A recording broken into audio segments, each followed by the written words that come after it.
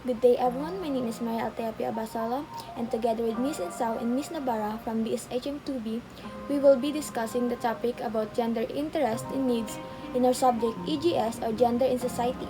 So to start, let's discuss the learning objectives. First, differentiate gender interests and gender needs. Second, analyze the way of certain policies in response to these needs. Third, discovers one strategic and practical gender needs. So our topic outline consists of gender interest in needs and development, empowerment of women, gender interest, practical gender needs, strategic gender needs.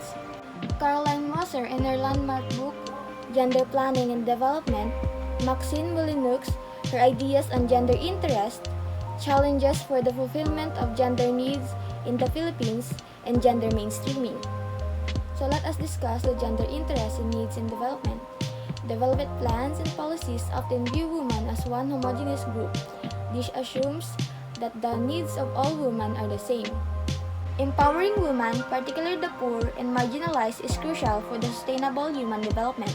However, formal economic systems often impose policies and programs on women without understanding their context or rationality.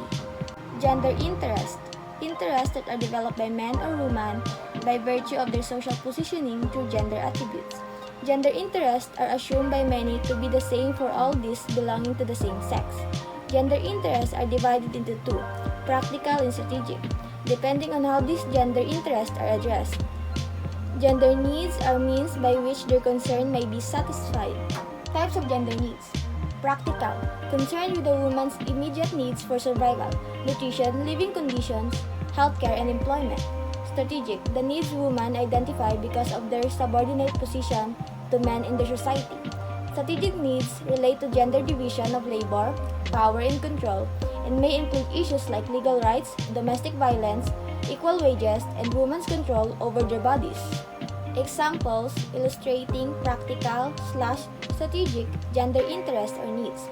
Gender interest, practical, gender equality, strategic, human survival. Gender needs, practical, eliminating of gender division in labor, strategic, provision of food, water, and employment. Caroline Moser, in her landmark book, Gender Planning and Development, Theory, Practice, and Training, discussed feminist theories in relation to trends in gender and development and gender planning. In this work, women's needs are categorized into two to help development planners efficiently identify programs that would best benefit low-income women in developing nations. So these needs are concerned with gender roles empowerment and women's access to resources and decision-making both in the public and private sphere. Maxine Molina, a feminist often quoted for her ideas on gender interests in different social movements, defined gender interests as interests that are developed by men or women by virtue of their social positioning through gender attributes. Molina also suggests the use of phrase gender interest over women's interests because the latter has the tendency to focus on the generic notion of women based on their biological similarities. Challenges for the fulfillment of gender needs in the Philippines. The Philippines enacts gender mainstreaming or the strategy for the inclusion of a gender perspective in all policies and programs. However, Philippines gender literature only assumes two gender, male and female, and that one sex is the same as one's gender. Biologically male persons are all masculine, biologically female persons are all feminine. Gender mainstreaming policies group women into one homogeneous category while boldly defining who women are.